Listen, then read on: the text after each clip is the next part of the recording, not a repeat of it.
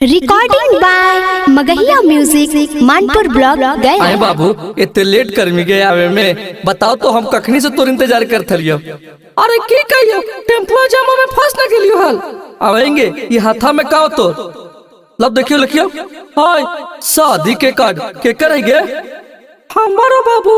हाय बापा तू शादी करे थी गे और हमार की में थी गे हाय अरे हमार की बेटे के बताओ ना 10 साल से तोरा से प्यार करे थियो सोना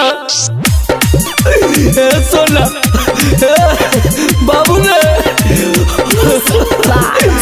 हमरा गुड मॉर्निंग के बोलते बाबू तू चल भी ससुरता याद आई तो मिलल गे कजली रोजे रोजे 4 बजे भोर।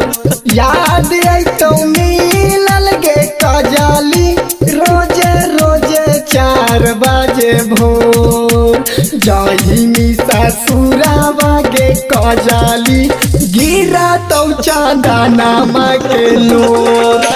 जाहिनी ससुरावा गे कजली गिरा तो चांदना के लोर। याद आई तो मिलल गे पूजावा रोजे रोजे 4 बजे भोर। याद आई तो मिलल गे सोनिया रोजे रोजे 4 बजे भोर।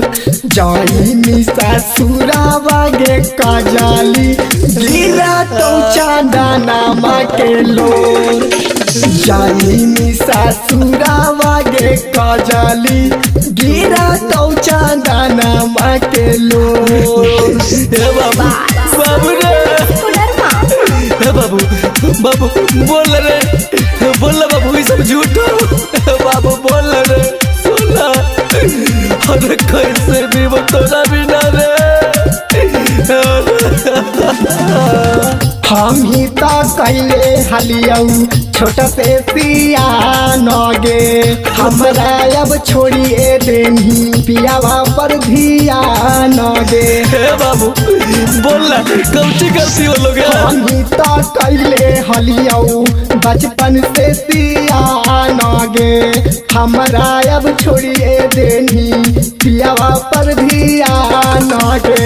दिने राते बैठल गे काली गिरा है कौआ खिया से लो।